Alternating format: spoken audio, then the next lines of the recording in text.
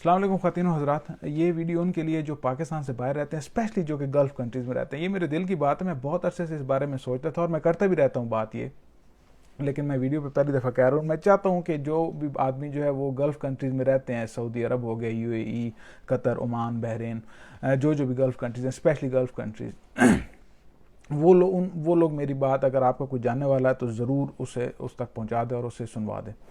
देखें, एक किस्सा हम लोग सुनते रहते हैं और सुन सुन के जो है अब वो नॉर्मल लगता है, वो कोई चीज़ अब नॉर्मल लगती नहीं है। और वो किस्सा सिंपल है कि 18-20 साल की उम्र में कोई साहब जो हैं वो सऊदी अरब चले गए और पूरी उम्र मेहनत मजदूरी करने के बाद पीछे उन्होंने पैसे भेजते रहे और ज़मीनें जायदादें भी खरीदवाई, सब कुछ किया। जब 50-55 साल की उम्र में वो वापस आए सऊदी अरब से, तो वापस आके पता लगा कि उनके जो भाई बहन है वो जायदादें या तो बेचकर खा गए या फिर माँ बाप ने उनकी जायदाद जो है वो सब में इक्वली तकसीम कर दी, जो कि सिर्फ उन्होंने कमाई थी, और वापस आके उनके ऊपर उल्टा उनके ऊपर पैसे डाल दिए।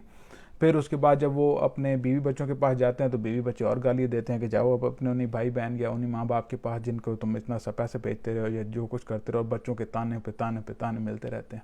और वो जो आदमी है वो बेचारा पूरी उम्र मेहनत मजदूरी करने के बाद इस शौक में चला जाता है कि मैं तो इनके लिए कमा रहा था, उधर वापस आके वो कसम पुर्सी की ज़िंदगी गुजार रहा है।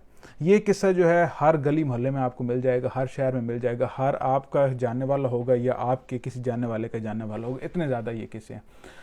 अब इसकी वजह क्या बनती है?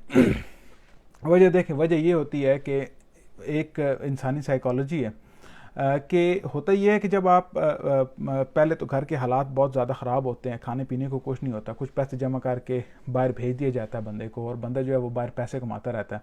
बाहर जाके लेट से वो 30,000 की उसकी नौकरी लग गई है, 40,000 की नौकरी लग गई सऊदी अरब में। पहले घर के हालात जो 5-10 हज़ार में चलते थे, बहुत मुश्किल से चलता था, अब जो है वो वही 15,000 पे चले गए। अब आहिस्ता आहिस्ता डिमांड्स आना स्टार्ट होंगी। डिमांड्स में क्या आएगा? मोटरसाइकिल लेना है जी। अब भाई ने जो पहले चल के जाता था अब उसे मोटरसाइकिल लेना है। पहले माँ बाप का गुजारा वैसे हो जाता था, अब उन्होंने एक एक दो दो एसी लगवाने और बाकी चीज़ों में एक एक करके छोटी छोटी 1 स्टेप एट ए टाइम, एक एक करके सीढ़ी चढ़ के ना ये चीज़ें बढ़ती हैं। और चूँकि इंसानी साइकोलॉजी, आदमी कभी भी खुश नहीं रहता। जितनी आपकी हिम्मत होती है आप हमेशा उससे, जितनी आपकी कैपेसिटी होती है उससे ऊपर ही ऊपर आपके जो होते हैं वो खर्चे होते हैं, आमदन से ऊपर ही खर्चे होते हैं हमेशा। तो वो आदमी जो है वो जो बाहर होता है वो इस वजह से कि यार मेरे माँ बाप हैं, वो बाहर जाके उसे ज़्यादा लगाव भी महसूस होता है, वो उनको पैसे भेजता रहता है और सवाल भी नहीं करता और बगैर पूछे पैसे भेजता रहता है। पाकिस्तान में ये अक्सर आपको सुनने को मिलता है कि अगर आपका, हम कॉलेज में किसी से पूछते थे, अपने दोस्तों वगैरह से पूछते थे कि आपके अबू क्या करता है, तो वो आगे से कहते हैं कि बड़े भाई सऊदी होते हैं। ठीक है, ये आपको अक्सर मिलता रहता है ये चीज़ें। तो जब आप करते रहते हैं, और होता ये है कि आप प्यार मोहब्बत में पैसे दे दे दे दे कि आप अपनी तरफ से कोशिश कर रहे होते हैं कि आप सबको खुश कर लें, और ये बड़ी प्यार मोहब्बत है। और एंड पे ये होता है कि जब आप वापस आते हैं, माँ बाप को जो आपने पैसे भेजे होते हैं, उन्होंने ज़मीनें लेट से ख़रीदी हैं, तो उन्होंने अपने बाकी बच्चे भी उनके लिए जैसे उनकी जगह पर रह के देखें आप उनको ज़्यादा आजमाइश में डालते रहते हैं। तो वही होता है जो कि होना है। और उसके बाद फिर आदमी जो है आखिरी उम्र में आके रोता है। उसकी मेन वजह यह है कि बिल्कुल बैलेंस नहीं होती चीज़। अब आपको मैं समझाता हूँ, पहले एक बात मैं आपको बताता हूँ और फिर उसके बाद समझाता हूँ। देखें, अगर आपके पास टाइम, आपने ज़ोर की नमाज़ पढ़नी, ज़ोर की नमाज़ में 4 फ़र्ज़ होते हैं। अगर फ़राइज़ में 4 फ़र्ज़ हैं, आप एक दिन कहें कि नहीं यार मेरे पास टाइम ज़्यादा है, मैंने जो है वो आज मैं बड़े अच्छे मूड में भी हूँ, टाइम ज़्यादा है और मैं पढ़ भी सकता हूँ, तो मैं 4 नहीं, मैं 8 फ़र्ज़ पढ़ूंगा। नहीं, ऐसे नहीं होता। आपने जो आपके फ़राइज़ हैं 4 अगर फ़र्ज़ हैं तो आपने 4 ही पढ़ने हैं। आप 8 पढ़ेंगे तो उसकी कोई अहमियत कोई नहीं है।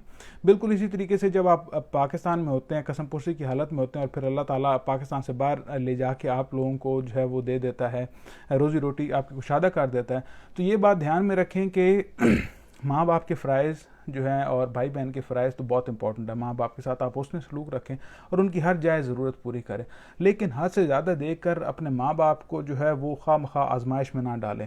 बिल्कुल इसी तरीके से जिस तरीके से बचपन में अगर आपको उन्होंने ज़्यादा दिया होता, माँ बाप अगर बच्चे को ज़्यादा दे दें, हाथ से ज़्यादा दे दें, तो बच्चे बिगड़ जाता है। और उसकी वजह सिंपल सी है कि हाथ से ज़्यादा आ गया और बहुत कम वक्त में आ गया तो बच्चे ने बिगड़नी। इसी तरीके से आपके माँ बाप भी इंसान है। आपको बुरा लगेगी ये बात, लेकिन आपके माँ बाप भी वैसे इंसान है जिस तरीके के आप इंसान हैं। तो आपके पास जब आता है तो आप ये मेक श्योर करें कि आप अपने माँ बाप की जायज़ सारी ज़रूरियात पूरे करें, उनके साथ हुस्न सलूक रखें और किसी किस्म का गलत बर्ताव उनके साथ ना रखें, लेकिन जायज़ ज़रूरत से ऊपर आप ना दें, क्योंकि जब भी आप जायज़ ज़रूरत से ऊपर देंगे फिर आप 50 साल की उम्र में जाके आप रोएंगे। किसी को भी, माँ बाप हो गए, बहन भाई, इवन बीवी बच्चों को भी अगर आप जायज़ ज़रूरत से ऊपर देंगे तो आप बाद में जाके रोएंगे।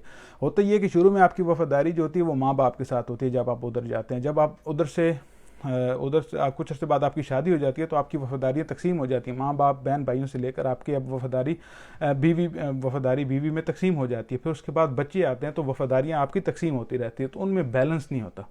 तो मेन वजह, और जब भी पाकिस्तान में आप अगर अपनी प्रॉपर्टी लेते हैं, कुछ भी लेते हैं, तो आप मोहब्बत में आके ये ना कहें कि यार फ़लाँ भाई के नाम पे ले लें, मैं कोई मसला नहीं, वो मेरा बड़ा अच्छा भाई है, या वो मेरा बड़ा अच्छा दोस्त है, या फ़लाँ है, या ये है, ये वो नहीं। आप जाएं, आप खुद अपने उस पर जाके लें प्रॉपर्टी। और फिर एक और बात ये कि आप जब भी आप पैसे भेजते हैं तो मेक श्योर करें कि आप अपने पैसे साथ साथ सेव करें।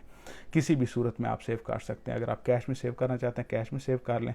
अगर आप सोने में रखना चाहते हैं, सोने में रख लें, लेकिन अपने पास रखें, ना कि किसी और के पास रखवाएं। ये स्टोरी कितनी दफ़ा सुनी है। और उसके बाद ये होता है ये कि लोग प्यार मोहब्बत में करते हैं, एंड फिर होते रहते हैं। हाँ, अगर आपने प्यार मोहब्बत में आप कहते हो कि नहीं यार मैं ये ऐसे तो नहीं, ये तो पॉसिबल नहीं है, गुनाह हो जाएगा, तो फिर आप इस तरह करें, जब आपका मूड अच्छा हो तो 4 के बजाय 8 फ़र्ज़ पढ़ लें। फिर उसके बाद आपका और भी जहाँ जहाँ भी दिल करे आप ज़्यादा काम करें, क्योंकि आपका दिल कर रहा है। और अगर आपने ऐसे करना है तो फिर आप जब आप आगे जाके एंड पे जाके रोएंगे तो फिर आपका रोना बनता नहीं है।